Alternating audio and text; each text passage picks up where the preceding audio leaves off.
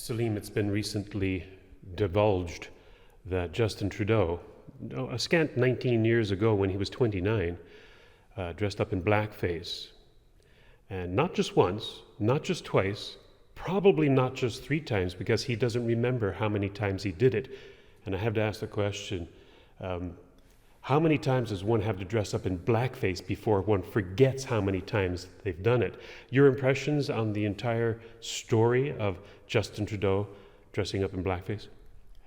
Well, my immediate response is actually it is a non-story that is being, exaggerated and inflated into, this man is possibly a racist or was a racist, and now he has apologized and he's going to be turning the page over. He's been abjectly apologizing for this matter and get over it, No, he's not a racist.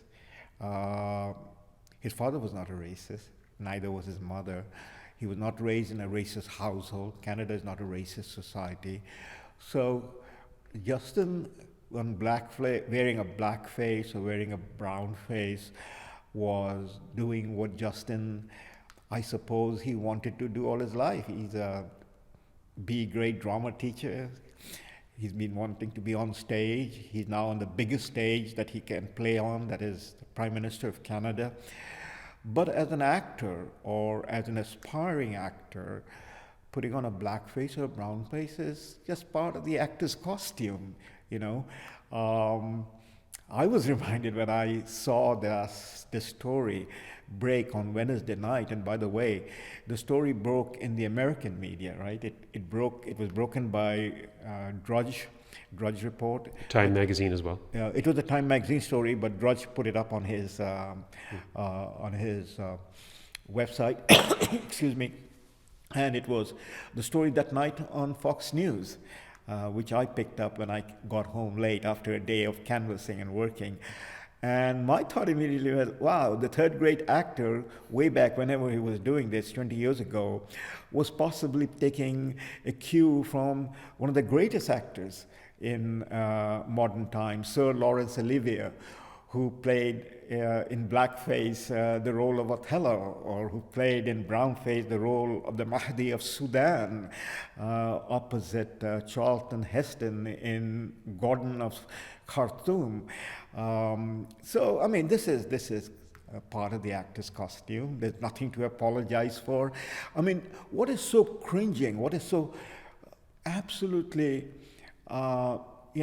downgraded in our discourse in this country and in the West, that somebody who wears a costume and then that costume shows up, in this case 20 years ago, shows up, and he has to go back 20 years and apologize for a costume he wore, never imagining that he would be on the greatest stage in the country, that is acting as a prime minister. So no, this is nothing to do about racism, whatever the Canadian media wants to do with this. It is about, as the leader of our party, Maxime Bernier, said very appropriately, it is about hypocrisy. He is the greatest hypocrite. He has been running around for the last 4 years as the prime minister of this country, shrugging his shoulder, raising his eyebrows, moaning and groaning if there was somebody saying something, questioning his policies on the issue of diversity, strength, multicultural, so on, so forth, immediately pulling up the gear and saying, this guy is a bigot, this guy is a racist, and now comes his own demonstration, that the guy is what as an Indian, I would say, has been caught up in the karma.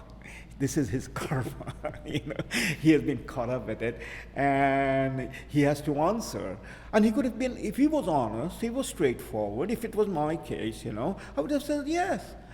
Suppose I had gone up on the stage, dressed as Romeo, painted up. I say, yeah, I was playing Romeo. So do you have any objection to that? So this is nothing about that. The serious issue, and this is where we have been dumbed down by the media, where the media is running with all this nonsense, is this man doesn't deserve to be the prime minister. He has to be challenged. He has to be answering the question about SNC-Lavalin affair, where he was trying to create a two-tier justice system. He was putting his finger on the rule of law. He, the guy who ran as the one with the greatest sense of empathy and appreciation about women and others, minority, and he threw out of his caucus two of the bravest and the strongest women, the former Attorney General, Jody Wilson-Raybould, who would not bend to his wishes or the wishes of his, buddies, the clerk of the Privy Council, Michael Wernick, or his principal secretary, Gerald Butt, and she held to the position that was the right position to hold on to SNC Lavalin affair. He stomped all over her, and he dismissed her, demoted her, and finally she was driven out of the caucus. Same with the Treasury Board President, Jane Philpott, who was driven out or who stepped down. And my question is, this series of issues, SNC Lavalin affair, Admiral Mark Norman, embracing of Omar Khadr and giving him $10 million as a settlement, which is directly mocking our greatest ally and partner, the United States, and their justice system, and we can run a whole host of things, his promise of balancing the budget in the 2015 election, and he has blown the entire economy, where we are, our deficit is now approaching our GDP. So those are the issues for which he is totally inept, totally, incapable of being a leader of a G7 country, that we should be, driving him out, showing him the door. It's not about a painted face of a guy, It could be a youthful indiscretion or imagining he was Sir Laurence Olivier. But he's the guy who's making the rules. And by him, I mean all of the progressives make the rules that one does not wear blackface or brown face, unless you're born with a brown face. But he makes the rules. We're supposed to follow the rules, and if we break them, Right.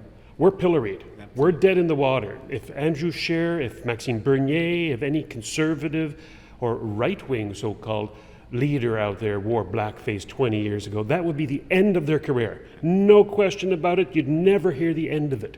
However, are you ready to give him a free pass for breaking the rules that he and his kind have actually placed on everybody? Apparently, though, not himself? Yeah, no, I'm not ready to give him the free pass on breaking the rule, because he's broken the rule on the most serious issues. That is our, rule of law, our justice system, the tradition of how the Attorney General has to be independent of all political interferences. So he has broken the rule. But the issue that you raised, that the left makes the rule on these social issues, and then they break it, well, the left are the very definition of hypocrites and hypocrisy on any number of issues, whether it is about climate change, and about carbon emission. They jet around the world in private jet planes or yacht, and then they come and talk to people who are like us, common people, and tell us, we have to cut back, we have to pay carbon tax, and so on and so forth. Look, they fit to the letter T the definition of a hypocrite, and there can be no better definition. The definition cannot be improved. That the definition was given by Jesus, that a hypocrite is someone who goes around pulling mote from the eyes of their neighbors while they have beams in their eyes. So here is the classic case. Justin Trudeau for 4 years had been going around trying to pull mote from the eyes of everybody around him, and making apologies for Sir Johnny MacDonald and for everybody around 200 years ago, and then here's a guy who then cringes and makes apologies. If he had any spine, he's a man without any spine. He is basically a third-grade actor, who, if his name was not Trudeau, would not be on the biggest stage of a G7 country. That's what it is. So as his name, he takes it as an entitlement.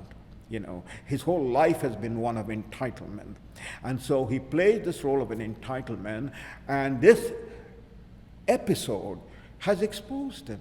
Because if he had any sense of his own self-worth, if I had been in his place, I wouldn't be cringing and apologizing for a blackface. I donned that blackface for a role I was playing. I wasn't taking away anybody's role. But in his case, that was not the issue.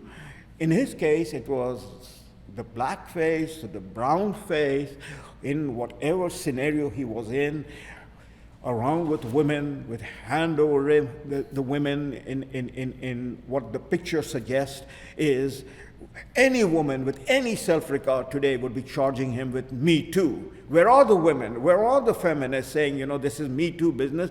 This guy was, exploiting his position, his entitlement with young girls who I believe were his students, in a manner that, again, forget about brown face or black face, none of us could do that. We have to be extraordinarily careful of the rules of decorum. And this man flounced the rules of decorum. So that is the story, but the larger story is that this man has basically broken all the rules. There is no prime minister that has been held twice in breaking the Conflict of Interest Act.